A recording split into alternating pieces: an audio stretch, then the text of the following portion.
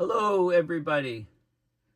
My name is Beckwith, Paul Beckwith, and what I want to talk about now in this video is this massive winter storm disruption that has occurred across North America, across southern US in particular.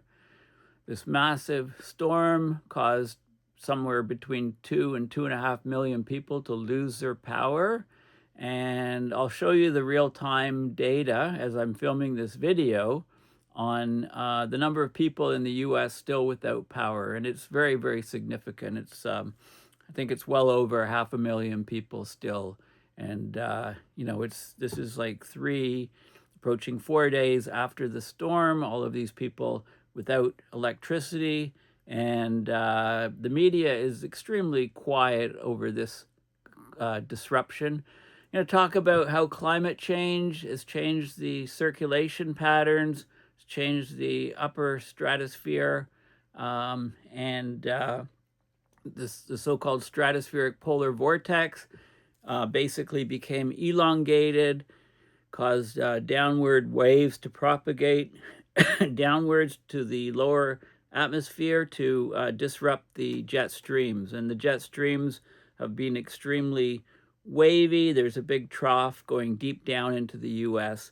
And the cold is coming back and even getting worse this following weekend coming up. So I'll also I'll show you a number of different features in Earth Nullschool that give you some sort of prediction of what we can expect in the near-term future with the coldness continuing in North America and a hugely warmer Arctic that is ongoing. So the cold air seems to have left the Arctic and gone down deep into the US. And of course, it's stressing infrastructure and piping systems, and a lot of this infrastructure there in the deep south of the US is just not built for these cold temperatures. So we have that in store. Let's start at the beginning here.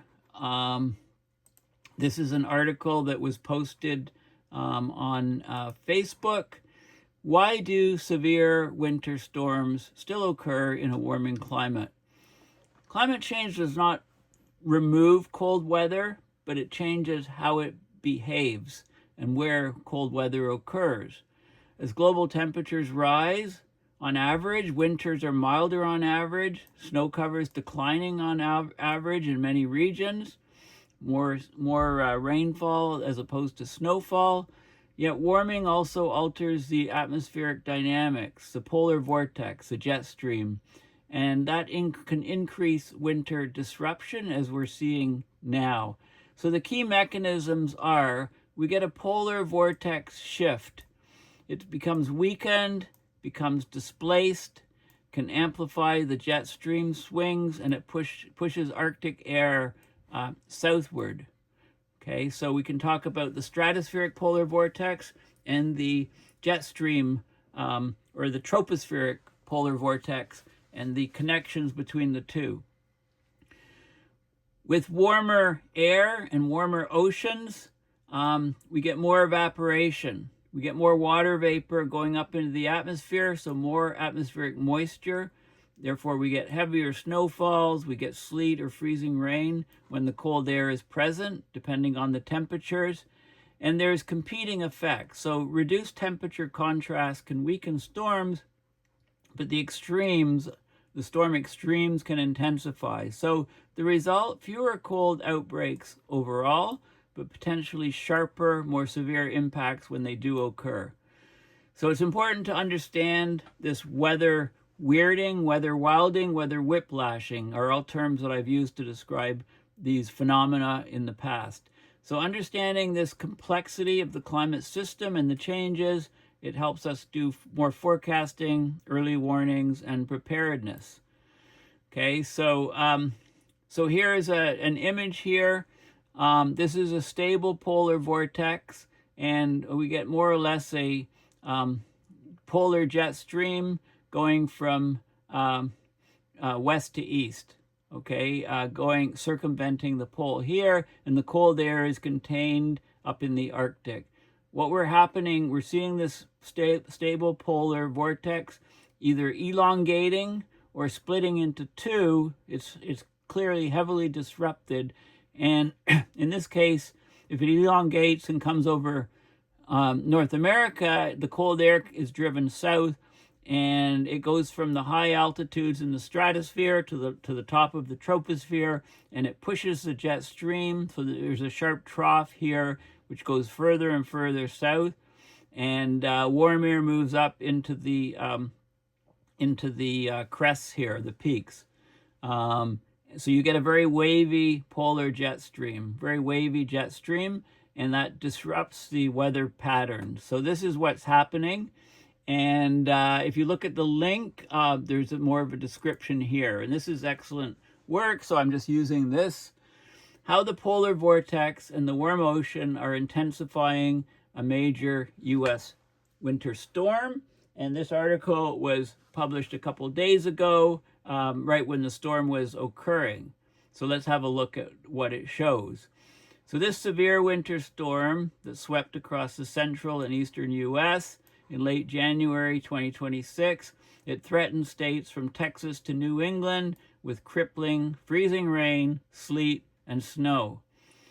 Several governors issued states of emergency. There was hazardous travel conditions, dangerous wind chills, power outages, and bitter cold, and it's lingered for days, and it's coming back with a vengeance this coming weekend. The sudden blast may come as a shock to many Americans after a mostly mild start to winter, but that warmth may be partly contributing to the ferocity of this particular storm because the temperature contrasts are larger. So as atmospheric and climate scientists, we conduct research in spite of government aims to squash a lot of this research. The aim is to improve understanding of extreme weather events, including what makes it more or less likely to occur and how climate change might or might not play a role. Okay, so we need to look up into the atmosphere, up into the stratosphere, and in the troposphere to see what's happening. So this is a perfect depiction of what's happening. The freezing, so this is from as of the morning of January 26, 2026, when the storm hit its peak. The freezing line is shown in white. This is the 0 degree 32 Fahrenheit or 0 degrees Celsius line, and it reached far down into Texas. The light band with these arrows, that's this band, this is the jet stream. Okay, the dark band is the polar vortex, the stratospheric polar vortex. So the jet stream, the height of the jet stream, it's 3.5 miles above the surface, a typical height for tracking storm systems. I think that's about 11 kilometers or so. Is that right?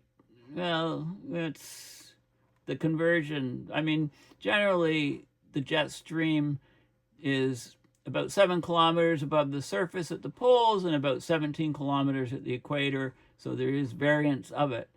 Anyway, this is the at the top of the troposphere, and this is well up into the stratosphere. And these two are connected to each other. The polar vortex is about 20 miles above the surface. The jet stream, it says it's about 3.5 miles above the surface. I think it's more like, it's more like double that. 11 kilometers is about, multiplied by 11 kilometers, 0.6.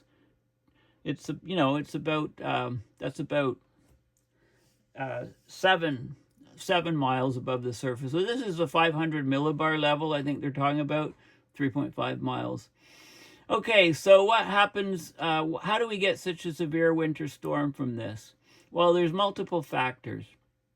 There's sharp temperature contrast near the surface. The jet stream has dipped strongly southward. The jet stream is a narrow band of fast-moving air that steers weather system. If there's a substantial source of moisture, the storm produces heavy rain or snow. Well, guess what we have here? We've got a very warm Gulf of Mexico, which picks up very which is very moist and warm over here in the Pacific. So we get moisture-laden air and we get huge dumpings of snow. So in late January, the strong Arctic air mass from the north was creating the temperature contrast with warmer air from the south. Multiple disturbance within the jet stream acted to create favorable conditions for precipitation. The storm system pulled moisture from the very warm Gulf of Mexico, and these are the severe warnings that were issued on January 24th, a few days before the storm hit. So this storm was well forecast. It's just the location, the exact location of it in the north-south direction was a bit sort of it changed a little bit, the path, the route that the storm actually took from the forecast. The forecasts as they were updated showed a shifting of that. So where does the polar vortex come in? The fastest winds of the jet stream occur just above the top of the troposphere to the lowest level of the atmosphere for weather. It ends about 7 miles above the Earth's surface. There you go, 7 miles, 11 kilometers or so. Weather systems are capped at the top of the troposphere, right? Weather happens all in the lower layer of the troposphere, like the anvil cloud of a cumulonimbus storm levels out, flattens out in this anvil shape at the top of the troposphere, which is known as the tropopause.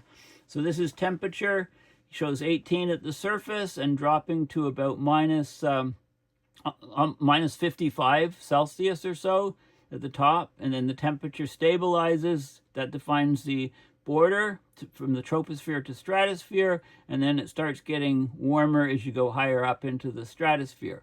So the polar vortex is up, in this region, and the jet streams are operating right at this level, the top of the troposphere. Okay, so the stratosphere from 7 miles to about 30 miles. This is miles over here, kilometers over here. While the stratosphere extends high above weather systems, it can still interact with them through so-called atmospheric waves that move up and down in the atmosphere. These waves are similar to the waves in the jet stream that cause it to dip southward, but they move vertically instead of horizontally. So the atmospheric waves are causing mixing between the stratosphere and the troposphere, or they transfer energy, coldness, heat, etc. So you've probably heard the term polar vortex used when an area of cold Arctic air moves far enough southward to influence the U.S. That term describes air circulating around the pole, the polar vortex, but it can refer to two different circulations. So we can have the tropospheric polar vortex, also known as the jet stream, and the stratospheric polar vortex. So the northern hemisphere stratospheric polar vortex, it's a belt of fast-moving air circulating around the North Pole. It's like a second jet stream, but it's high above the one you might be familiar with from weather graphics. It's usually less wavy and closer to the pole. So here we have the polar vortex is the blue. In this case, it's stretched. It's elongated over North America, and you get these atmospheric waves that can come upwards high, get all the cold air, and then descend back downwards. And what that does is it brings a lot of cold down in this region. It forces the jet stream to have a big trough down here. So this would be the amplified jet stream. A trough is generated here. You've got warmer air, colder air, and this is what the U.S. has been facing. So the forecast for the January storm showed a close overlap between the southward stretch of the stratospheric polar vortex and the jet stream.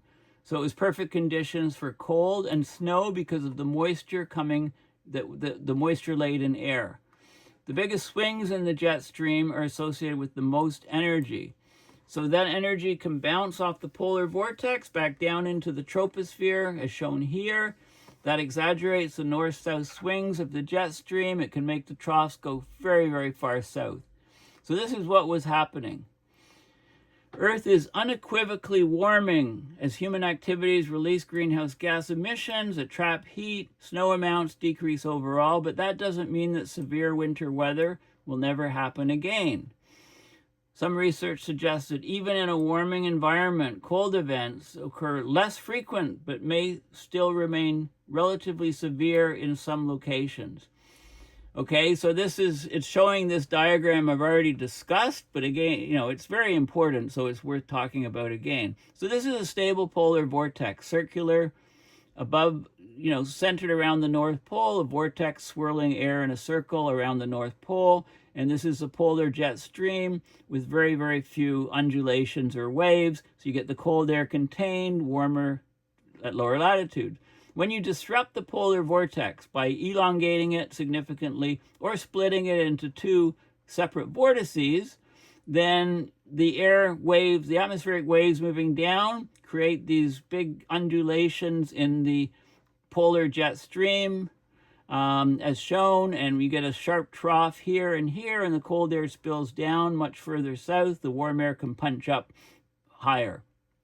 Okay, so it splits. Warmer ocean means more evaporation.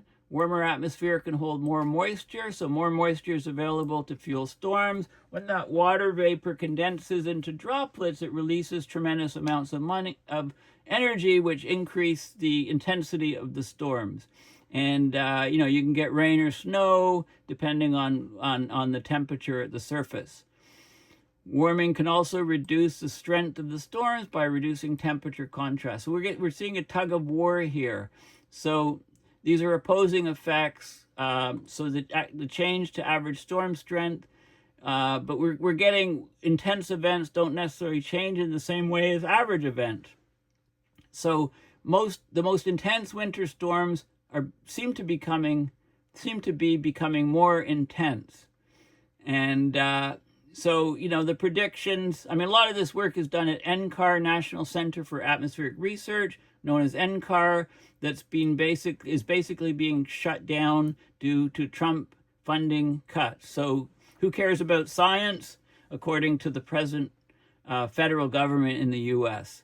And, the people are going to suffer. Okay, so this is a great article. Now, just a couple questions. I asked Perplexity AI, can you plot the number of U.S. properties losing their power over the last few weeks? And this is the chart that would happen. So 200K, quite a few. This is customers without power.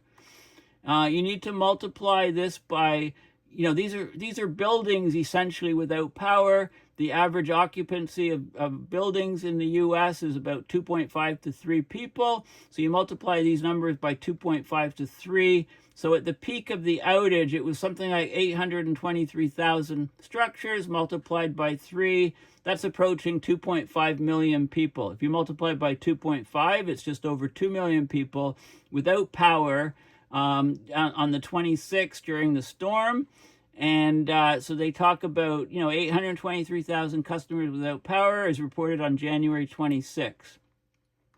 And then I looked at one specific place. Nashville, Tennessee was hit very hard. Lots of images on social media of down power lines, etc., down trees. And this storm was called Winter Storm Fern. So there was significant ice accumulation in Nashville, damaging infrastructure, led to widespread power line and equipment failures. But roughly 0.3 to 0.5 inches of ice, coating trees, branches, and power lines. The weight of the ice snapped the trees and limbs, which fell onto the distribution lines and knocked down poles. There were at least 76 to 97 plus damaged power poles, more than 70 distribution circuits out of service after the storm, widespread physical damage to the local grid, 230,000 people without power at one time just in the Nashville service area alone. And in the days following the storm, over 100,000 customers were still without power. Prolonged freezing has made it hazardous. No heating to houses. Not much insulation in the houses. This is a huge event for these poor people suffering. So I looked at poweroutage.com, and let me just do an update here. So this is the outage updated 12 minutes ago. The total number of U.S. customers out, 344,700. So this is structure. So you need to multiply this again by 3. So it's just under 1 million people or so still don't have power. And I'm filming this video on the 28th, Wednesday the 28th, about 6 p.m. is when this this data is relevant, and you can see this is the places with still a lot. Tennessee, 120,000 customers out. Mississippi, 106,000. Then we have Louisiana, 68,000, and Texas, 14,000. So you can see the number of people without power. It says customers. Remember, this isn't people. This is customers. This is structures without power. If you have 2.5 to 3 people in each structure, you need to multiply these numbers by that to see the number of people affected. And then it's the outages are given by utility in the different states as well. Some people in Canada lost their power in this storm, but it was far fewer. So this is power outages right now.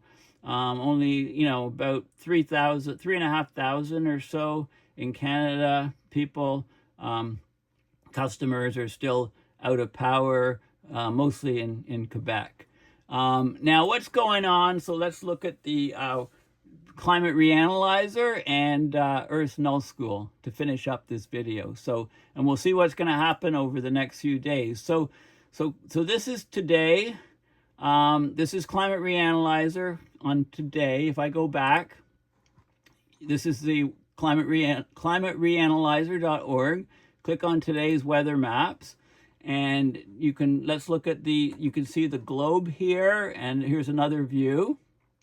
And this is 2-meter temperatures, and you can see, the zero. Anything blue is zero. That's the freezing point.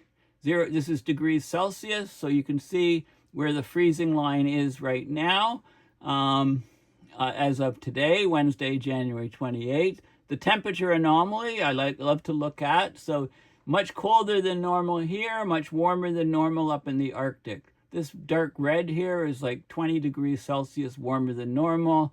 The dark blue here is about 10 to 15 degrees below normal Celsius. And you can see, the blue is below freezing. So look at that. It goes right down, extends over Florida, deep into the Gulf of Mexico, it's called, or something, or America, or whatever it's called. Names are names, right? And you can see on the globe map, you can see this huge cold spell here over Europe, over large parts of Russia, etc. Putin's trying to capitalize on this by continuing to hit infrastructure in Ukraine. A war crime. It violates international law, but does he care? Guess not. Anyway, let's have a look. So you can cycle through and look at all different other things like snow depth. Snow depth, this is 2-meter level. It's in centimeters. This is the snow depth in centimeters. So look at the snow. Look how far down the snow, you can click to get different views here. So let's have a view here of, right? So this is the Arctic-centric looking view. So you can see, how far the snow covers. There's still snow. There's snow on the ground through much of, going deep down into the U.S. And so lots of good data here. We'll just look at the temperature anomaly here. Africa pretty warm. Asia pretty warm. Very cold further north. Australia very, very warm here and colder here. Huge temperature contrast. So therefore, probably lots of storms here and precipitation in this region of the boundary. The Pacific, Antarctica, much warmer than normal, really hot spots. And then you get this view, very, very warm in the Arctic and, over Greenland and right down over parts of Canada, and then super cold down here and warmer on the west coast. Okay, so very good data. Let's have a look at what's going to happen. So this is now. This is This is Earth Nullschool. All the links are in the description. We're looking at the temperature right now, and it's also showing the winds, the way the winds are going. So you can see. Let's look at temperature first. Here's where we are right now.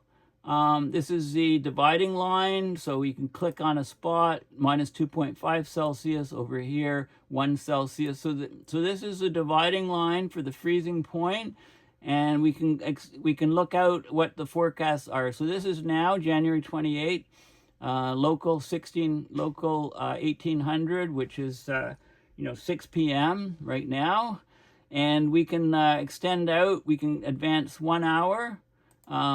Here, or we can advance, let's go back, let's advance 3 hours, or actually that's more than 3 hours, so big advance. So you can see this freezing line, how it changes over time, and let's advance through. So, it goes from night to day and so on. Let's just keep going up. Look, it's extended down to the Gulf of Mexico, America, and you can keep going down.